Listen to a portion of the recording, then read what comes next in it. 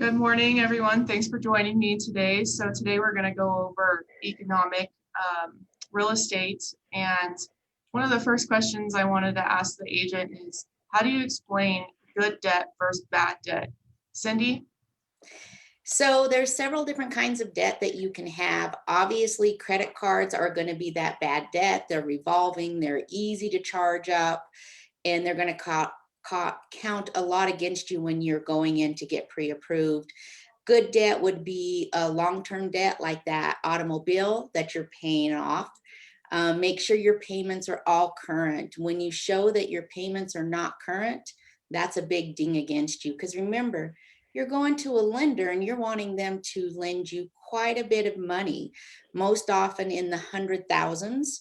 So you want them to feel confident with you that you know how to pay your bills on time. So long-term debt's better, car, house, camper versus the credit card, which is not so good. Right. John, what do you like? How could you go more in depth in that? Yeah, for sure.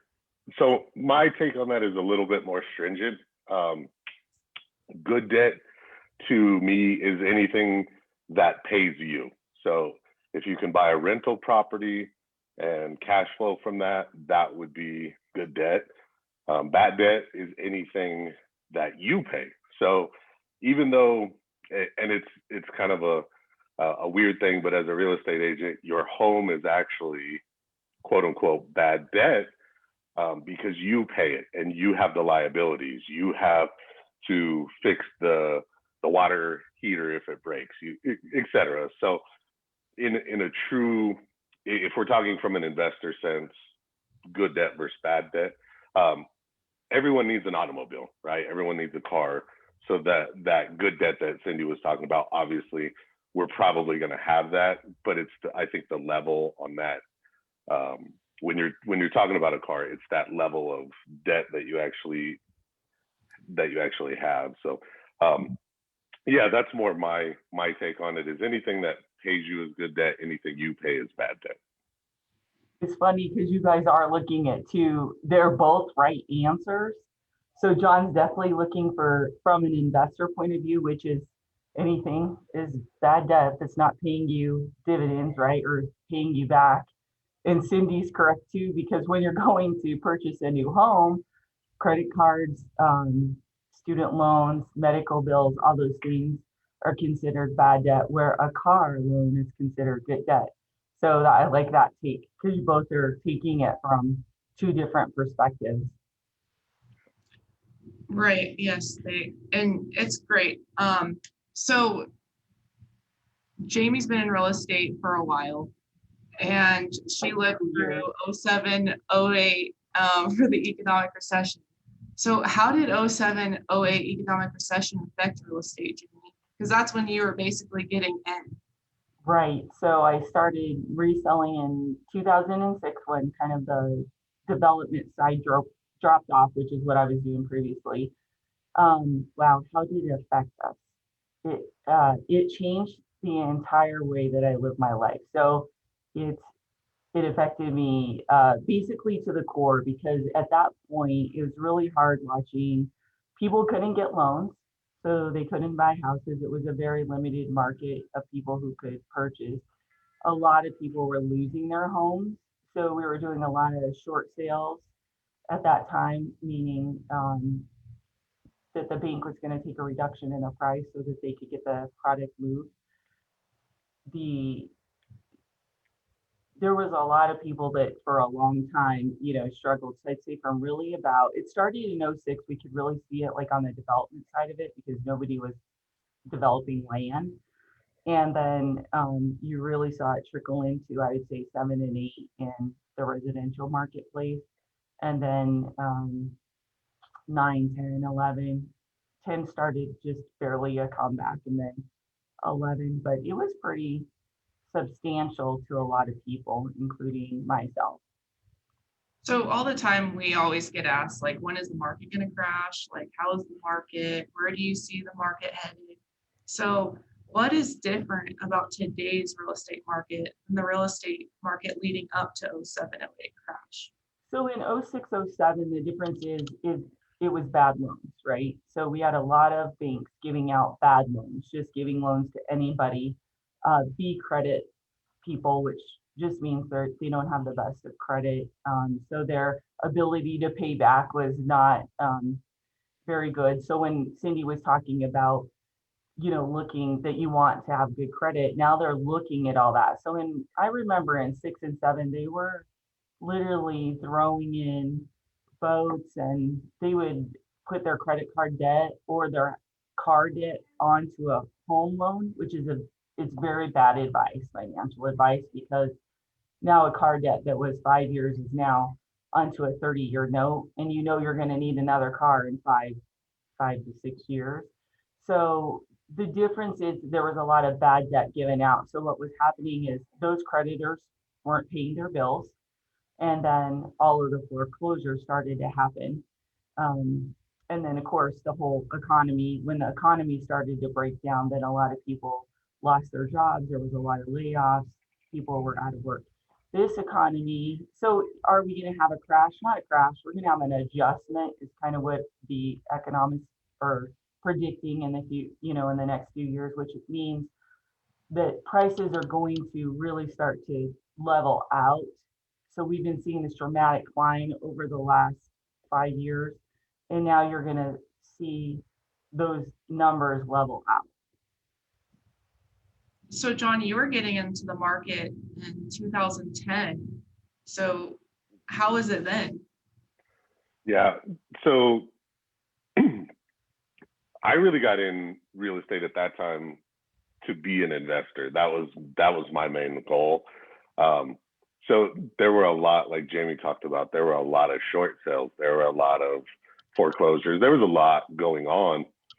As an agent, it was kind of difficult. I struggled because I didn't have a foundation in 2010. I was just getting in and really didn't know what to do. I was trying to do what they were telling me to do, and you got to make contact, you got to do this, you got to do that. And I really came in solely with like, I want to buy lots and lots and lots of property.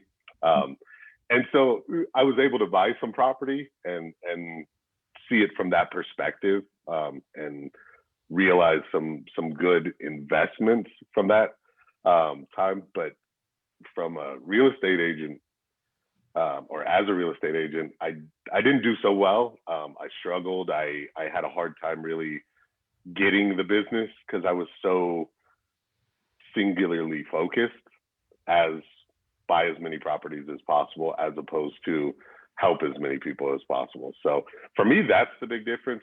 What I see between then and now is there aren't as many short sales happening. There aren't as many foreclosures happening. And I think we'll see an increase in those. But like Jamie said, I don't think it's going to be this huge market correction the way it was in 2009, 2010, that time frame. I think it's going to be, like she said, more of just a plateau where things just kind of simmer down a little bit and they're not as fiery.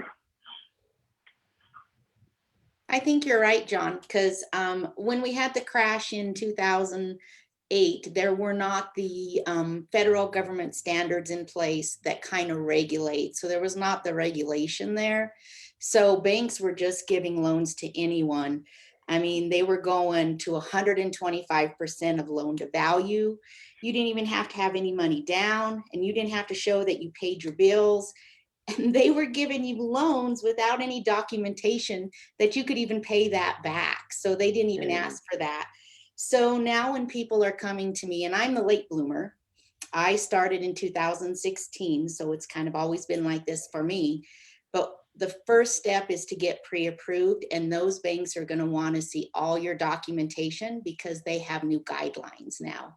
So I think those guidelines are really going to help stabilize so that we don't see another crash of 2018. I'm hoping, like Jamie said, that prices will kind of level out a little bit, which will make it a little bit easier for our first-time home buyers especially. But I think that when you're looking at purchasing a home, that's everybody's American dream. It brings stability. It also gives you an equity base for you to do other things like finance college or finance a business venture. So owning a home is a huge part of everybody's daily life. So I don't want them to be worried that we're going into a crash, because I really think the federal government has done a good job putting things in place to avoid that. And they're continuing to look at that as well. I think you'll see some more stuff making it more stable in the coming years too. I Hope that forgot about helps. the non-documented loans. Yes, so there was a lot of things going on that really set a lot of people up for failure. And right, you're right. That was so funny when you mentioned that. I was like, oh yeah, I forgot those. So yeah, and I think too, again, like we talked about last week, is they're trying to wait out the market. Well, there's no waiting out a market. So you can always see a seller's market going up. When a buyer market happens, it happens instantly. It happens almost overnight. It's by the time you're seeing the signs in the marketplace, it's already on a downside. So people are always trying to time the market. Well, if we could time the market, I'd be a millionaire, as well as all of you, because I'd share my wealth, my knowledge, saying, hey, we're in a down market. Everybody starts to buy up all the real estate you can. So I always tell people, if you're going to stay in your home, if your purpose is to purchase a home and stay in it for the next 4 to 5 years, buy a house. Buy a house. It's equity, it's investment in yourself, it's investment in a property. And then if you have to move in 4 or 5 years, statistically, there should be equity in that home, basically a small savings account. When it gets difficult is when the market crashed and those people couldn't sell their houses because nobody could get a loan. That was the difference in the marketplace. You're not going to see that, like you said, with the regulations. And people think, oh, well, I'm going to wait until it crashes and then I'm going to buy a house. You're wasting time. Like my husband and I have never said we're not going to buy a house in this marketplace. We've always bought houses when it's a deal, because the money, no matter what marketplace, is always made up front. So if you're looking at an investment property, you don't make the money when you sell it, you make the money when you buy it. So you have to make sure it's at the correct number. But for people who are just going to live in their home and raise their families, don't wait. These rates are crazy low. They're going to go away. We don't print money and think that, it's somebody's going to pay it back. And how that's going to happen is interest rates are going to increase, and so is the cost of living.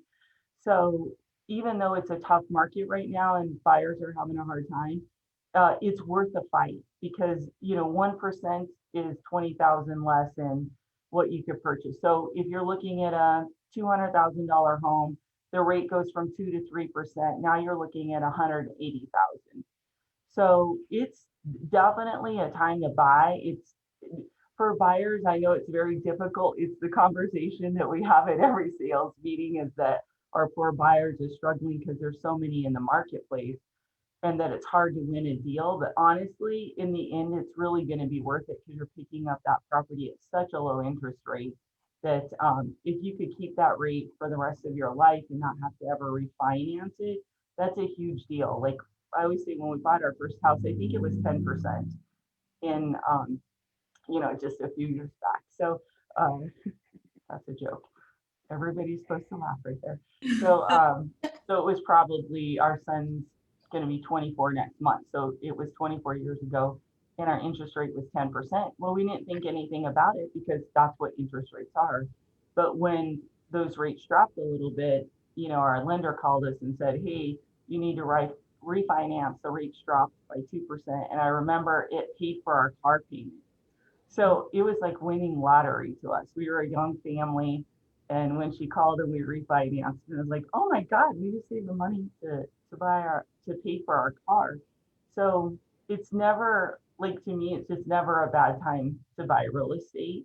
And I've encouraged, our kids to purchase. This market's, even though it's on a high, there's still buys. Like we've talked about, April's talked about buying in Florida, because they're down in Florida a lot with their car stuff.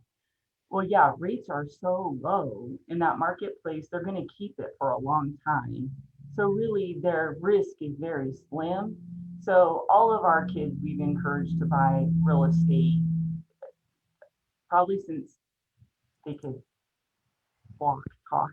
It's all the time. It's all the conversation that's going on in our house all the time. Yeah, so I always hear, you know, money is basically free right now, so take advantage of it. So it's definitely a good time to buy as a consumer, even as an investor. It's just finding those deals as an investor and buy real estate and hold. I mean, it just is all in what you want to do and how you want to take that approach. Mhm. So does anyone else have anything they want to touch on, or?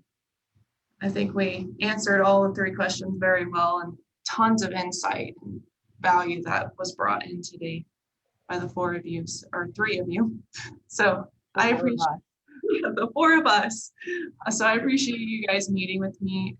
We're planning on trying to do these weekly, and it's just to bring our audience value and give you guys a little insight in the real estate marketplace. So I appreciate you guys watching, and we'll see you next week.